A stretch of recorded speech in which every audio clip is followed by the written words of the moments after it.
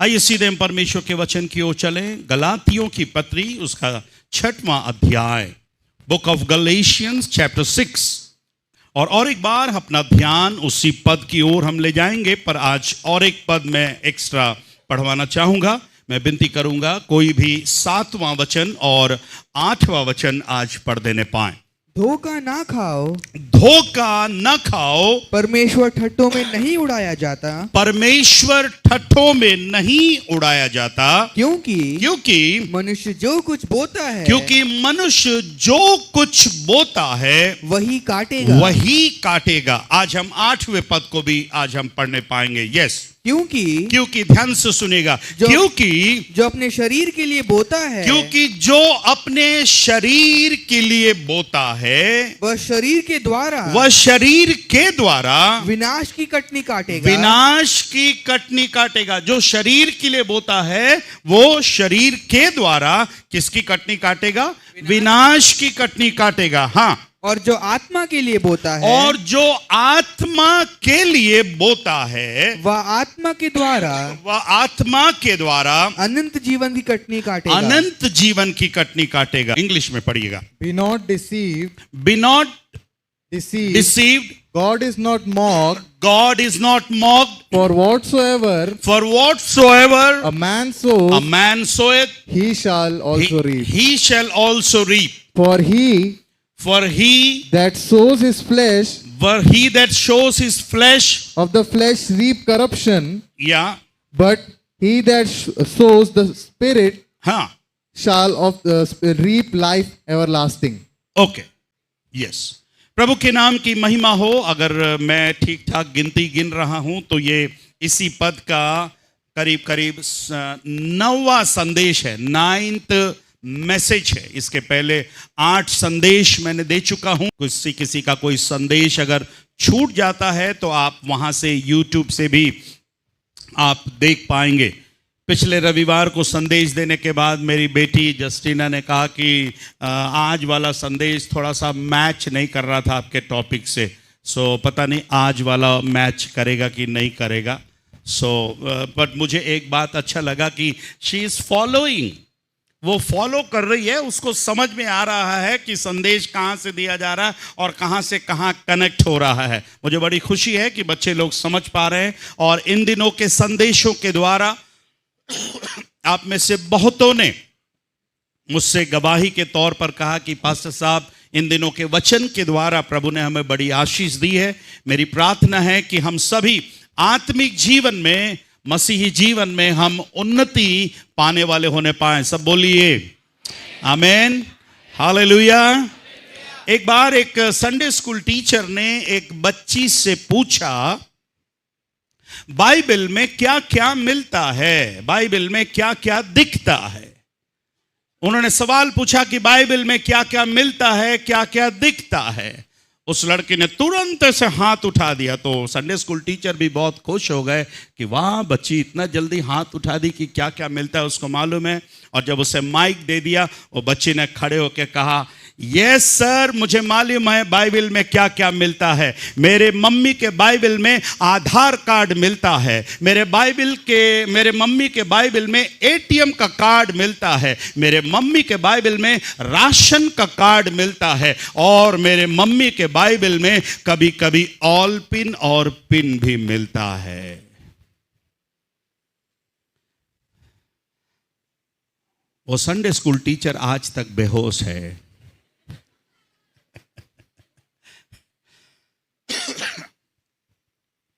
मैं आपसे पूछना चाहता हूं, आपके बाइबल में, आपके मम्मी के बाइबल में, पापा के बाइबल में क्या क्या मिलता है? ये इसको दिखाता है कि कई बार हम सोचते हैं कि हम भूल ना जाएं, इसलिए इंपॉर्टेंट चीज हम बाइबल में, कईयों के बाइबल में ऐसी चीजें मिलती हैं, छिपा करके हम क्या हैं, रखते हैं। और मेरी प्रार्थना है हमारी बाइबल प्रभु ने इन सब के लिए नहीं लिखा। This is not a purse, ये कोई पर्स नहीं है, बैग नहीं है कि आप Aadhaar card, PAN card, ration card और कोई कार्ड, यहां पर मेडिकल कार्ड आप छिपा करके रखें। दिस इज गॉड्स वर्ड, ये परमेश्वर का वचन है। रोज मुझको और आपको इस वचन को क्या करना है, पढ़ने की जरूरत है। Praise the Lord. प्रभु हमसे अपने वचनों के द्वारा हमसे बात करता है, और प्रभु आज हमसे कहता है धोखा ना खाओ, परमेश्वर ठट्ठों में नहीं उड़ाया जाता, क्योंकि मनुष्य जो कुछ बोता है वही वो क्या करेगा, काटेगा। यह सिद्धांत को आप जिंदगी भर याद रखेगा। जो कुछ भी आप बो रहे हैं,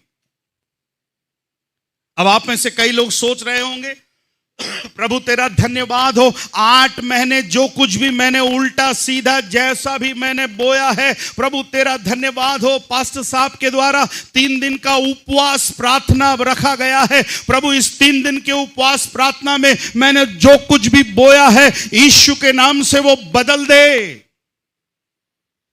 ऐसा नहीं हो सकता है।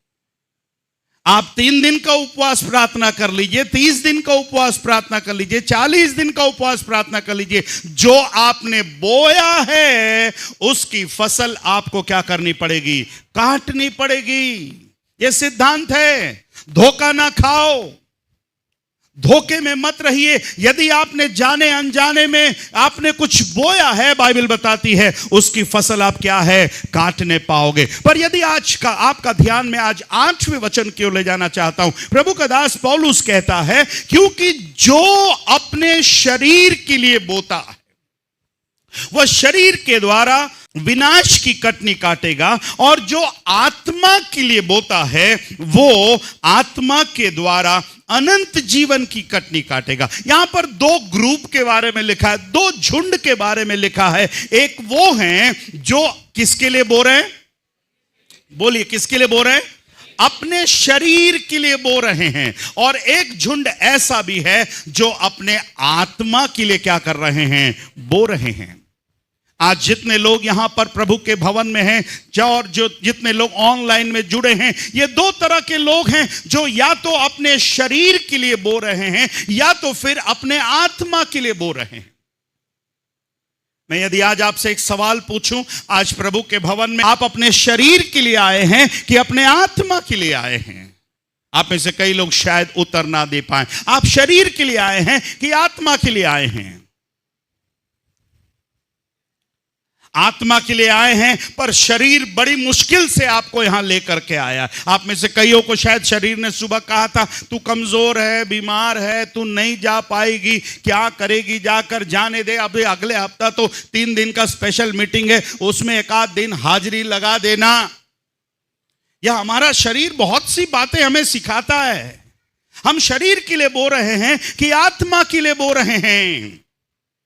इसी गलातियों की पत्री में पौलुस शरीर के कुछ कामों के बारे में एक लिस्ट बता रहा है। मैं जब रात में पढ़ रहा था तो प्रभु का धन्यवाद हो, मैं बाइबल में देख रहा था और कहां कहां शरीर हमें परेशान कर रहा है। कौन ऐसे क्षेत्र हैं जहां पर बहुत से लोग हैं आज भी अपने शरीर के लिए बो रहे हैं, और जो शरीर के लिए बो रहा है, याद रखिएगा मेरे प्यारों, बाइबल बताती है शरीर के लिए जो बोता है वह शरीर के द्वारा ही कौन सी कटनी काटेगा, विनाश की कटनी काटेगा, नाश होने वाली कटनी को वो काटेगा। पर यदि आप आत्मा के द्वारा आत्मा के लिए बो रहे हो, आपके लिए एक सुंदर फसल है, और वो अनंत जीवन की क्या है, कटनी है। मेरे पास थोड़ा समय है और रेफरेंस बहुत है पढ़वाने के लिए। आज मैं जल्दी से कुछ रेफरेंसेस को पढ़ाना चाहूंगा।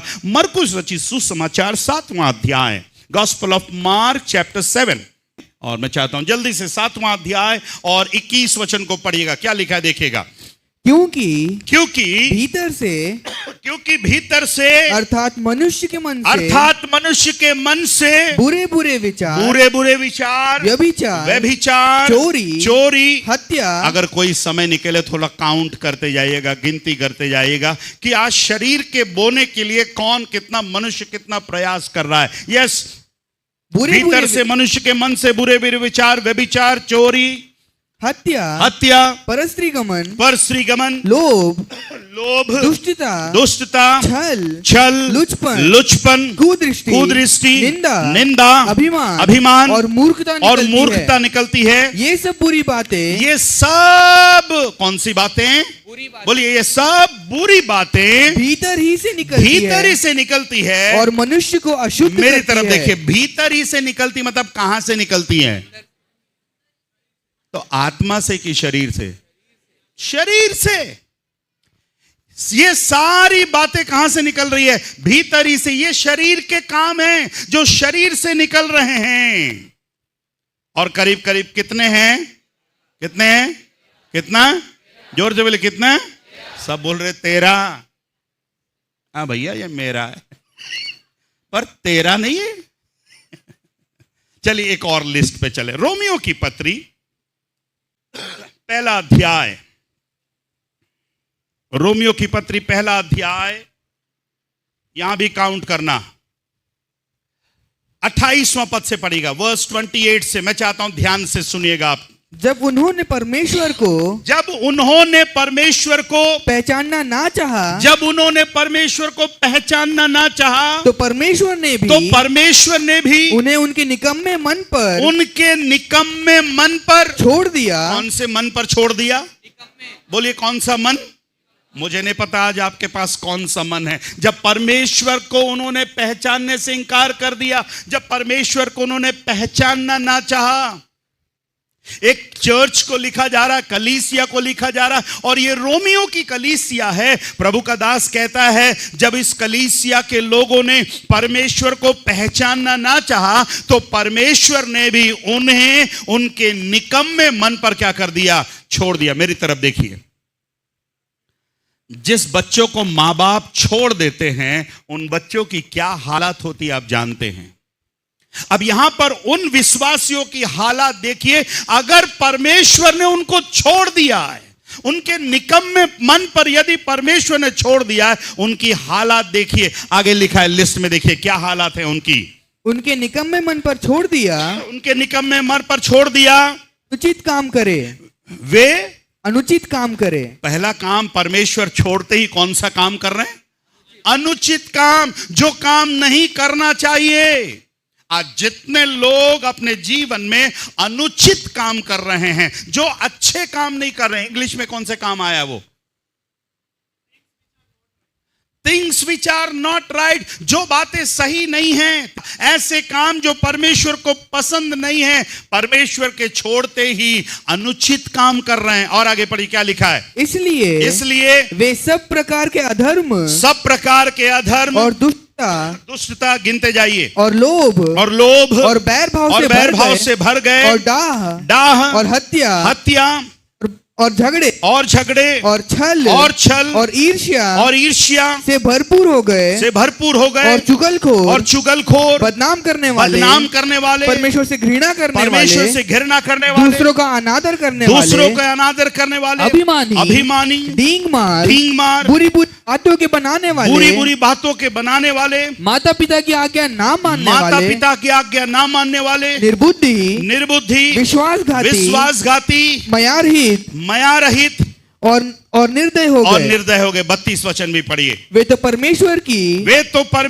की यह विधि जानते हैं कि ऐसे काम करने वाले मृत्यु के दंड के योग्य हैं। तो भी न केवल आप ही ऐसे काम करते हैं, करने वालों से भी प्रसन्न भी होते हैं। इसमें कितने लोग हैं? ये कितनी बातें हैं? 21 पहले कितने थे? 13 और 21। एक और लिस्ट बचा है, एक और लिस्ट के पास चल। ये शरीर के काम हैं, ये चर्च के लोग कर रहे हैं, ये विश्वासी लोग हैं। मेरे पास समय नहीं, अगर समय रहता एक एक बात को पढ़वाने के लिए। आज अपने आप को जांच कर देखिएगा, इन 21 बातों में अगर एक भी आपके अंदर है, तो याद रखिएगा परमेश्वर ने आपको निकम्मे मन पर परमेश्वर ने आपको क्या कर दिया है? छोड़ दिया। अगर परमेश्वर ने आपको छोड़ दिया, आपकी हालात कैसी होगी? आपकी परिस्थिति कैसी होगी? आपका मसीही जीवन कैसा होगा? तीसरा लिस्ट, पहला तीमुथियुस की पत्री पहला अध्याय को पढ़ेगा 9 और 10। यह जानकर कि व्यवस्था धर्मी जन के लिए नहीं, पर अधर्मियों, निरंकुशों भक्तिहीनों, पापियों, अपवित्र और अशुद्ध मनुष्यों, माँ बाप के घात करने वाले, हत्यारों, व्यभिचारियों, पुरुषगामियों, मनुष्य के बेचने वालों, झूठ बोलने वालों, झूठी शपथ खाने वाले, और इनके अतिरिक्त खरे उपदेश के सब विरोधियों के लिए ठहराई गई है। कितनी बातें हो गई हैं? 14 बातें हो गई। तो पहले कितना? 13, दूसरा 21 और 14 जोड़ लीजिए। दूसरा तिमोथी उसकी ओर चले। दूसरा तिमोथी, ये सारे मैं आपको शरीर के काम दिखा रहा हूं। ये ऐसे काम जो मैं और आप आत्मा में होकर नहीं कर रहे, शरीर में होकर। आप विश्वासी हो नहीं गैर विश्वासी हो, पर विशेष रीति से ये विश्वासियों के लिए लिखी गई है जो अपने इन कामों को शरीर के द्वारा कर रहे हैं। दूसरा तिमुथियुस में भी एक लिस्ट है। 3 अध्याय में आए। दूसरा तिमुथियुस की पत्री 3 अध्याय और उसके 2 वचन से पढ़िए। क्योंकि मनुष्य स्वार्थी, लोभी, डींगमार, अभिमानी, निंदक, माता पिता की आज्ञा टालने वाले, कृतज्ञ, अपवित्र, दया रहित, क्षमा रहित, दोष लगाने वाले, असंयमी, कठोर, भले के बैरी, विश्वासघाती, ढीठ, घमंडी, और परमेश्वर के नहीं, वरन सुख विलास ही के क्या है? चाहने वाले हैं। कितनी बातें हो गई हैं? 19। अगर मैंने काउंट किया 19, हो सकता है कम ज्यादा हो गया। कितने हो गए? 19। तो पहला कितना? 13, फिर 21, फिर 14, फिर कितना? खत्म हो गया क्या? एक लिस्ट और बचा है। इतने सारे काम हैं। शरीर के काम तो प्रकट हैं। मरकुस एक लिस्ट दे रहा है, रोमियो की पत्री में एक लिस्ट है, तिमुथियुस की पत्री में एक लिस्ट है, दूसरी पत्री में एक लिस्ट है। अब गलातियों की पत्री में आ जाएं। गलातियों की पत्री में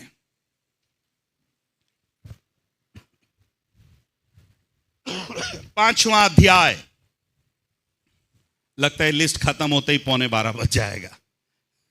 चलिए पढ़िएगा। 19 वचन से पढ़िएगा। 19, 5 का 19 से। शरीर के काम तो प्रकट हैं, अर्थात व्यभिचार, गंदे काम, लुचपन, मूर्ति पूजा, टोना, बैर, झगड़ा, ईर्ष्या, क्रोध, विरोध, फूट, विधर्म, डाह, मतवालापन, लीला क्रीड़ा, और इनके जैसे और काम हैं। इनके विषय में मैं तुमसे पहले ही कह देता हूँ, जैसा पहले भी कह चुका हूँ कि ऐसे काम करने वाले परमेश्वर के राज्य के वारिस नहीं होंगे। कितने हैं यहाँ पर? हैं 15। ओके, अभी काउंट करेंगे। पहले में 13, फिर 21, फिर 14, फिर 19, फिर 15। कितने हो गए? 82। सब बोली 82। कहां से निकल रहे हैं? ये किसके काम है? जोर से बोलिए। किसके काम है? 82 बातें। थोड़ा सा इधर उधर रिपीट हुआ है। मेरी तरफ ध्यान से सुनेगा। इट मीन्स हमारा शरीर बहुत बड़ा फैक्ट्री है। हमारा शरीर बहुत बड़ा फैक्ट्री है जिसमें 82 प्रोडक्शन तैयार हो रहे हैं। कितने? इस फैक्ट्री से कितनी बातें निकल कर आ रही हैं? 82। अब पौलुस कहता है क्योंकि जो अपने शरीर के लिए बोता है, चर्च कलीसिया आज की सुबह जो इस वचन को सुन रहे हैं और आपने इस लिस्ट को पढ़ा होगा, अगर मैं 82 बातों को एक संडे भी लूं तो 1.5 साल खत्म हो जाएगा। करीब 1.5 साल खत्म हो जाएगा। आज बहुतों के जीवन में आशीष क्यों नहीं है? क्योंकि कहीं ना कहीं आत्मिक जीवन के बजाय, आत्मिक बातों के बजाय अपने शरीर के लिए वो क्या कर रहे हैं? बो रहे हैं। मैं जब इन बातों को रात में पढ़ रहा था, मैं बोला प्रभु, आज बहुतों के जीवन में, आत्मिक जीवन में नहीं बढ़ने का कारण, आत्मिक बातों में आगे नहीं जाने का कारण यह है, शरीर के कामों में लगे हुए हैं, शारीरिक बातों में लगे हुए हैं, शारीरिक बातों में ही जीवन बिता रहे हैं। पूरा सप्ताह शारीरिक बातों से ही जीवन बिता रहे हैं। शरीर शरीर शरीर शरीर और शरीर। और याद रखिएगा मेरे प्यारो, आप अपने शरीर के लिए एक विनाश होने वाली कटनी को क्या कर रहे हैं? तैयार कर रहे हैं। इसलिए प्रभु का दास कहता है, यिर्मयाह नबी की पुस्तक 17वां अध्याय 9 पद को पढ़िएगा। मन तो सब वस्तुओं से अधिक धोखा देने वाला है। उसमें असाध्य रोग लगा हुआ है। उसमें एक ऐसा रोग लगा हुआ है कि जो किसी के पास इलाज नहीं है, उसका असाध्य रोग लगा हुआ है। उसका भेद कौन समझ सकता है? उसकी बातें कौन समझ सकता है? 10वां पद, मैं यहोवा मन को खोजता और हृदय को जांचता। मैं यहोवा मन को खोजने वाला और हृदय को जांचने वाला परमेश्वर, ताकि प्रत्येक जन को उसके चाल चलन के अनुसार, अर्थात उसके कामों का मैं क्या देने पाऊं? फल देने पाऊं। मेरे प्रिय भाई और बहनों, परमेश्वर जांचने वाला परमेश्वर है। परमेश्वर मनों को खोजने वाला और हृदय को जांचने वाला परमेश्वर है। कहता है प्रत्येक को उसके चाल चलन के अनुसार, उसके कामों के अनुसार मैं क्या दूंगा? फल दूंगा। आज की सुबह आप किसके लिए बो रहे हैं? अपने शरीर के लिए अगर बो रहे हैं, एक बड़ी विनाश की कटनी आप काटने के लिए क्या रहिएगा? तैयार रहेगा। भजन 62 और उसके 12वें पद को पढ़िएगा। और हे प्रभु करुणा भी तेरी है, क्योंकि तू एक जन को, शब्दों पर ध्यान दीजिए, क्योंकि तू एक जन को उसके काम के अनुसार फल देता है। हालेलुया। कैसे फल देता है? एक जन को उसके काम के अनुसार क्या है? फल देता है। कौन सा फल आपके जीवन में है? 82 बातें मैंने लिस्ट में पढ़ के सुनाई। आज घर जाकर इन बातों को, हर एक लिस्ट को ध्यान से पढ़िएगा। प्रभु अगर कोई बात इस लिस्ट में है, अगर वो आपके जीवन में है, आज ही बोलिएगा प्रभु ये बात को मेरे जीवन से क्या कर दीजिए? निकाल दीजिए। प्रभु मैं विनाश की कटनी ही नहीं प्रभु, पर मैं आत्मा की एक अच्छी फसल काटना चाहता हूं। Praise the Lord. हालेलुया। धोखा ना खाओ। हम चर्च तो आ रहे हैं, पर किसके समान जी रहे हैं? चर्च का मुखिया कौन है? चर्च का स्वामी कौन है? हेलो, चर्च का मालिक कौन है?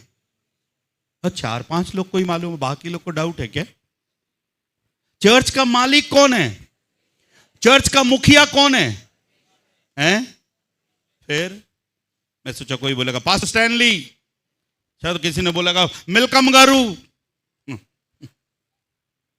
तो किसके समान जी रहे हैं? अगर चर्च का मालिक यीशु मसीह है, तो यीशु मसीह का कितना स्वभाव आज मेरे और आपके अंदर है? कितनी बातें मैं यीशु मसीह की सीख पा रहा हूं। आज कई बार कईयों का जीवन देखकर लगता है प्रभु इतने साल से चर्च आ रहे, इतने साल से तेरे वचन को सुन रहे, इतने साल से बाइबल पकड़कर पढ़ रहे हैं, उपवास कर रहे हैं, पर अभी भी इनके अंदर आत्मा की बातें नहीं आई, इनके अंदर शरीर की बातें आई हैं। धोखा ना खाओ। परमेश्वर ठट्ठों में नहीं उड़ाया जाता। मनुष्य जो कुछ भी बोता है और वही क्या है? काटेगा। मेरे प्यारो कलीसिया, आज आप अपने शरीर के लिए क्या बो रहे हो? अपने आप को मत छलो, अपने आप को मत छलो, परमेश्वर को कोई बुद्धू नहीं बना सकता, परमेश्वर को कोई बुद्धू नहीं बना सकता। यह और एक अनुवाद है, परमेश्वर को कोई बुद्धू नहीं बना सकता। पत्नी को बुद्धू बना लेते हैं, पति को बुद्धू बना लेते हैं, पास्टर को भी कभी कभी खालिस्तान भरिए बना लेते हैं, पड़ोसी को बुद्धू बना लेते हैं, ऑफिस में बॉस को भी खालिस्तान भरिए ना बुद्धू बना लेते हैं, डॉक्टर को भी बुद्धू बना लेते हैं। पर किसको बुद्धू नहीं बना सकते आप? परमेश्वर को बुद्धू नहीं बना सकते। क्योंकि जो जैसा बोएगा, क्योंकि जो जैसा बोएगा वैसा ही काटेगा, वो वैसा ही क्या करेगा? काटेगा। एक और आयत को पढ़ेगा, अय्यूब की पुस्तक और उसका 34वां अध्याय और 11 पद को पढ़िएगा। 34 का 11। वह मनुष्य की करनी का फल देता है, वह मनुष्य की करनी का फल देता है, और प्रत्येक को, और यहां पर भी लिखा है प्रत्येक को मतलब कोई छूट जाएगा क्या? कोई नहीं छूटेगा, हर एक को, प्रत्येक को अपनी अपनी चाल का फल भुगताता है, और अपनी अपनी चाल का क्या भुगताता है? फल भुगताता है। अपनी अपनी चाल का फल भुगताता है जो आप कर रहे हो। इसलिए किसी ने कहा है, जैसी करनी वैसी भरनी। जैसा आप करोगे वही आपके जीवन में आएगा। जो पेड़ आप बो रहे उसी की फल आप काटोगे, जो बीज आप बो रहे उसी का पेड़ आप देखने पाओगे। आज और एक बार प्रभु का वचन आपके पास आ रहा है, धोखा ना खाओ। बीते दिनों हमने बहुत से बातों से धोखा खाया, आज ये शरीर हमको धोखा दे रहा है। मैं आज आपसे विनती करूंगा, अपने शरीर को बोने के बजाय अपनी आत्मा से उस अनंत जीवन की फसल के लिए हम क्या होने पाए? तैयार होने पाए। प्रभु का दास पौलुस एक बात को कहता है, उसको भी हम पढ़ देंगे। रोमियो की पत्री उसका 7वां अध्याय है, 18 पद को पढ़िएगा। रोमियो 7 का 18। क्योंकि पौलुस कहता है, क्योंकि मैं जानता हूं मुझ में अर्थात मेरे शरीर में कोई अच्छी वस्तु वास नहीं करती। अरे आपके शरीर में कोई भी अच्छा वस्तु नहीं है। इधर मेरी तरफ देखिए, आपके शरीर में कोई भी अच्छा वस्तु। कैसे बोल रहा पौलुस? हमारे शरीर में कोई अच्छी वस्तु वास नहीं करती है। कौन बोल सकता है मेरी आंख बहुत अच्छी है? कौन बोल सकता है मेरे हाथ बहुत अच्छे हैं? कौन बोल सकता है मेरे कान बहुत अच्छे हैं? आंख में प्रॉब्लम है, कान में प्रॉब्लम है, पेट में प्रॉब्लम है, घुटनों में प्रॉब्लम। कौन सा अंग अच्छा है बताइए ना।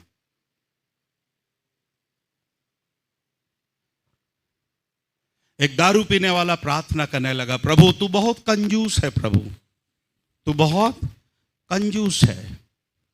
दारू इतना सस्ता बनाया, लीवर इतना महंगा बनाया। अगली बार प्रभु कम से कम 1 नहीं 2 देना प्रभु। कितना लीवर देना? 2 देना कि प्रभु अगर एक खराब भी हो तो कम से कम दूसरों से काम चलाऊं। प्रभु जहाज में इंजन 2 रहता है, एक अगर खराब हो जाए तो कम से कम दूसरा काम चलता है।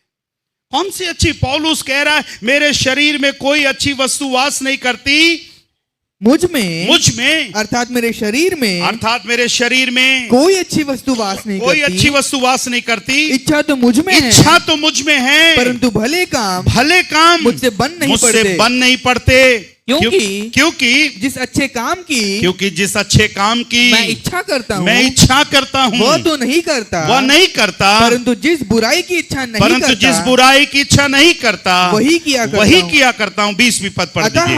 अतः यदि मैं वही करता हूँ जिसकी इच्छा मैं नहीं करता, तो उसका करने वाला मैं न रहा, परंतु पाप जो मुझ में बसा हुआ है, जो पाप मुझ में है मेरे अंदर क्या हुआ है? बसा हुआ है। Why do you do that? आप क्यों बार बार उसी काम को करते हैं? क्योंकि अभी भी आपके अंदर वो पाप ने पूरी रीति से छुटकारा नहीं पाया। वो पाप अभी भी आपके जीवन से गया नहीं है।